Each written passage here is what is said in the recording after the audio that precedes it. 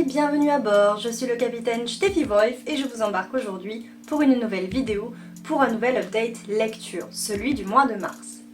En mars, j'ai lu 5 livres, 3 romans et 2 graphiques, 2 bandes dessinées, et les notes vont de 15 à 19, autrement dit on est sur de la plutôt bonne, voire très bonne lecture. On est passé à ça d'un coup de cœur et je vous en parle tout de suite. Ma première lecture du mois de mars était aussi la moins bonne, il s'agissait du Zahir de Paulo Coelho.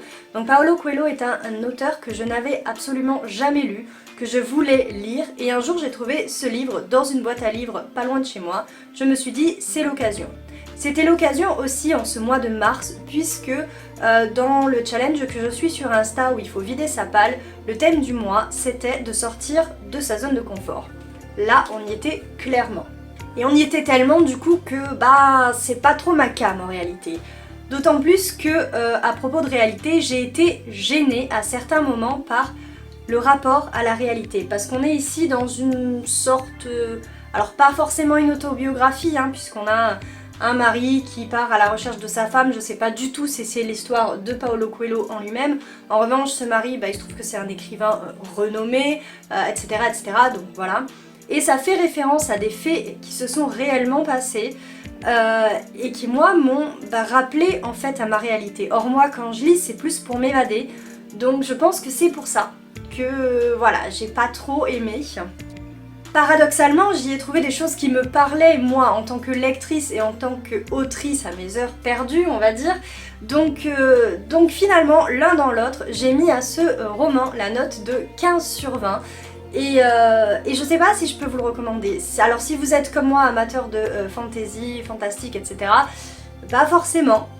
Mais si vous voulez découvrir autre chose, si vous voulez découvrir un nouvel auteur, bien que très connu, pourquoi pas. Il s'agit essentiellement d'amour, de rapport à soi, d'amour de soi, de se dépasser, etc. Donc voilà, si ces choses-là vous parlent, eh bien allez-y, tentez.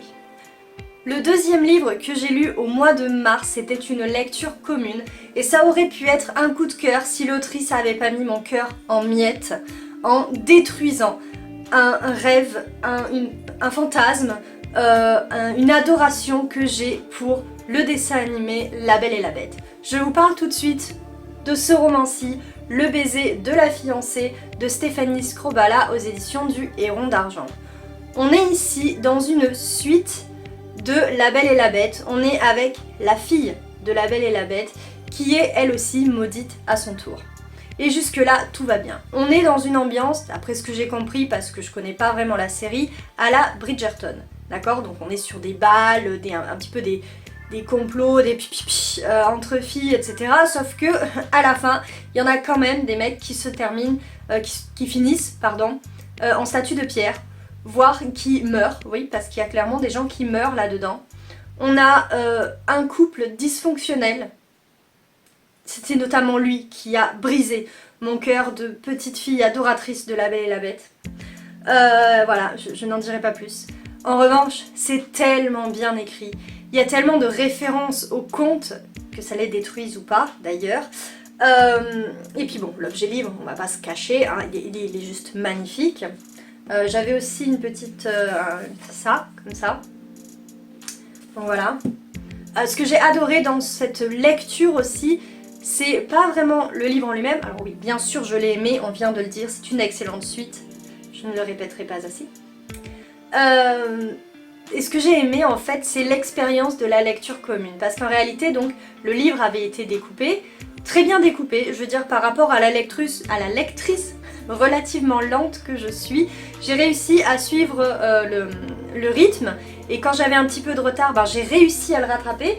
Donc ça veut dire que 1. Le découpage était bien fait, 2. L'écriture était clairement addictive, 3. L'histoire, on n'en parle même pas tellement elle est géniale, et 4. Ce qui est génial dans cette LC, c'est que dans le groupe Insta, il y avait l'autrice qui nous a raconté des petites choses. Nous, on y allait de nos hypothèses quant au personnage, notamment un personnage qui arrive et qui est très mystérieux au début. On se dit ouais, bizarrement lui, il est toujours là au mauvais moment, ou plutôt au bon moment, au bon endroit, comme si c'était fait exprès, comme s'il avait un peu de magie, et puis finalement non, et puis on se rend compte que c'est un fils de... et puis, enfin plein de trucs. Et donc moi j'y allais de mes hypothèses, et jusqu'à la fin ou presque, j'ai douté de cette hypothèse que j'avais faite, mais ouais, j'avais raison. Donc ça, évidemment ça rajoute au bonheur de lecture. Et voilà, donc vous me voyez, je suis enjouée, j'ai très peu d'arguments, parce qu'en fait ce livre est juste génial, du début à la fin. Mais attention, attention, et c'est pour ça que c'est pas un coup de cœur, parce que l'autrice a fait ce qu'elle voulait du dessin animé. Et ça... Ah même si c'est très bien fait, franchement, soyons honnêtes, c'est très bien fait, c'est ancré dans plus de réalité, plus de crédibilité.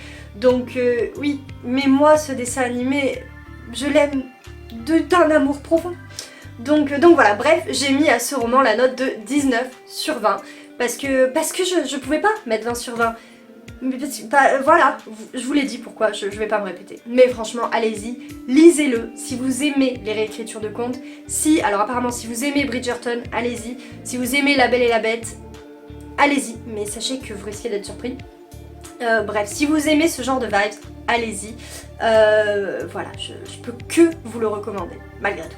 Le livre que j'ai lu ensuite, c'était donc ma première BD du mois. Il s'agissait du tome 3 de Brume, la source des secrets de Jérôme Pellissier et Karine Hinder. Donc on a ici plus ou moins la fin de l'histoire de cette petite Brume, mais pas du tout la fin de ses aventures, étant donné qu'il y a bien un tome 4.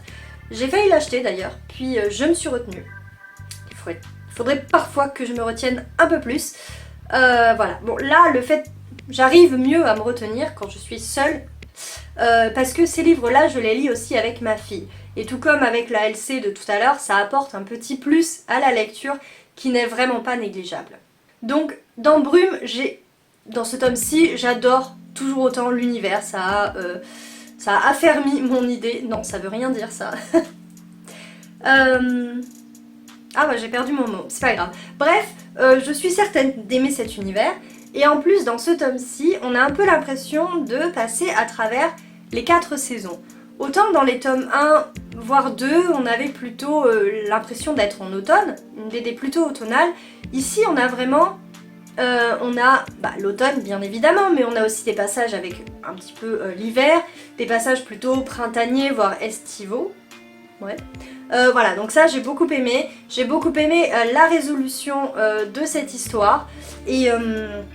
Et voilà, j'ai hâte de la suivre dans ses nouvelles aventures. Alors pour le coup, ce sera que si ma fille est avec moi et qu'elle me dit « Maman, viens, on achète Brume 4 ». Parce que moi, personnellement, je pourrais très bien m'arrêter là. Je trouve que c'est une histoire complète. Je vous l'ai dit, on parle de la petite Brume.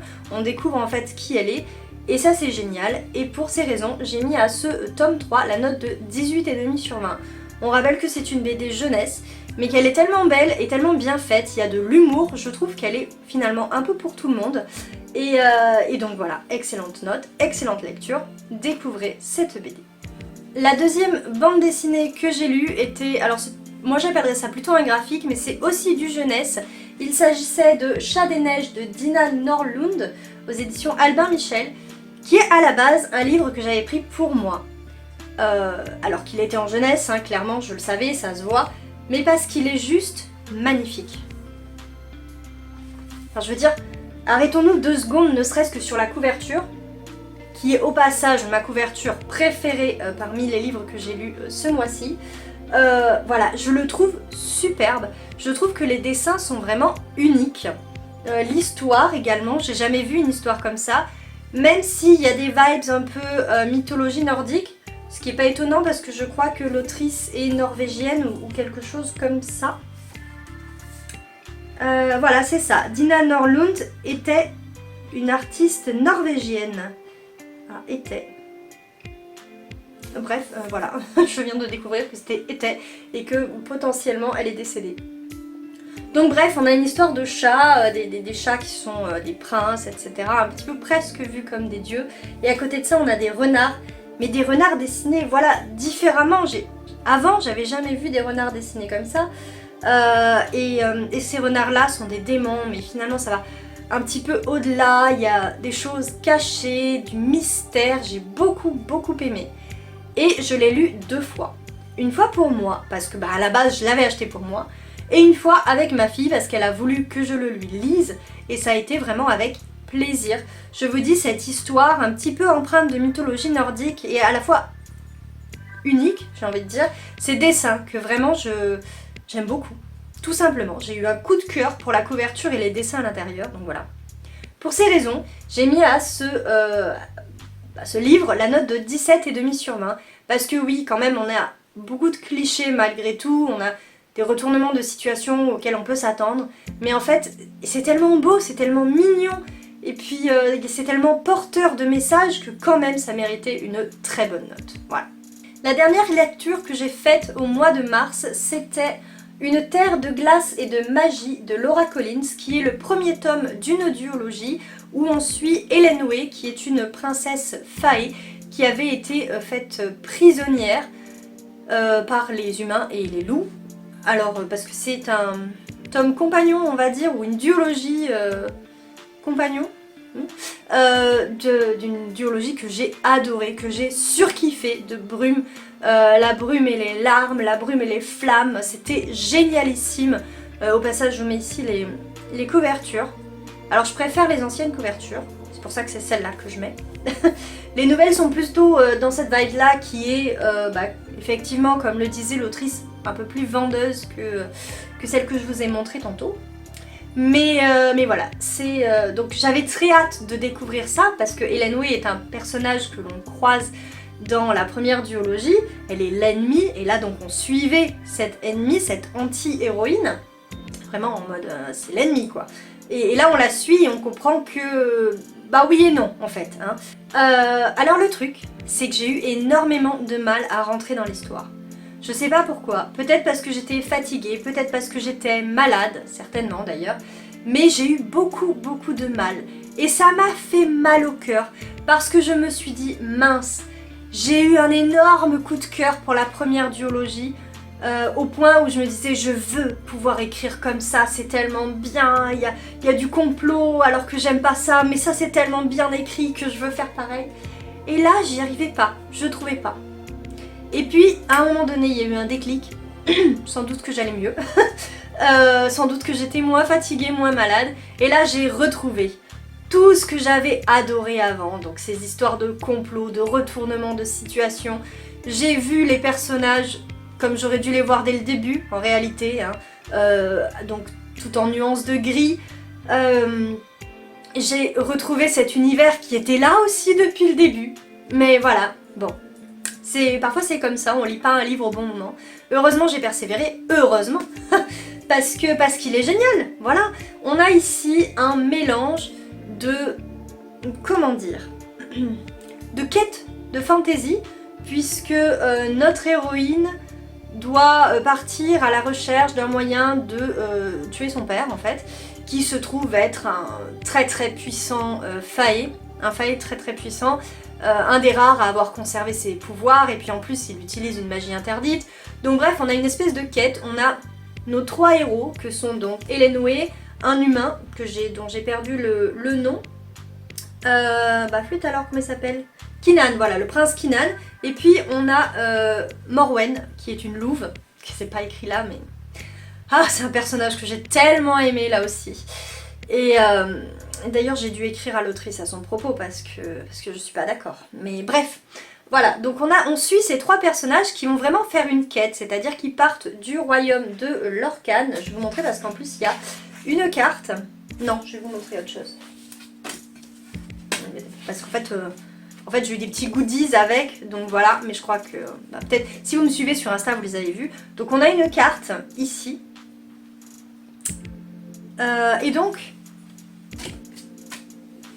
Et donc on part du royaume de Lorkhan où notre princesse était prisonnière pour se rendre dans le royaume des Fae. Et donc ça fait aussi quête un peu à la Seigneur des Anneaux où on a une compagnie qui part en quête voilà, pour sauver un peu le monde. Alors en ce qui concerne Elenwe, son peuple, le peuple Fae est opprimé par son père et donc il faudrait qu'elle le renverse. En ce qui concerne notre jeune prince, eh bien sa sœur a été enlevée par le roi Fae et donc il faut qu'il la récupère. Quant à la louve, elle est là pour protéger l'humain de la Fae. Voilà, tout simplement. Enfin, c'est l'histoire de base. Et donc j'ai adoré, vous disais-je, ce côté quête.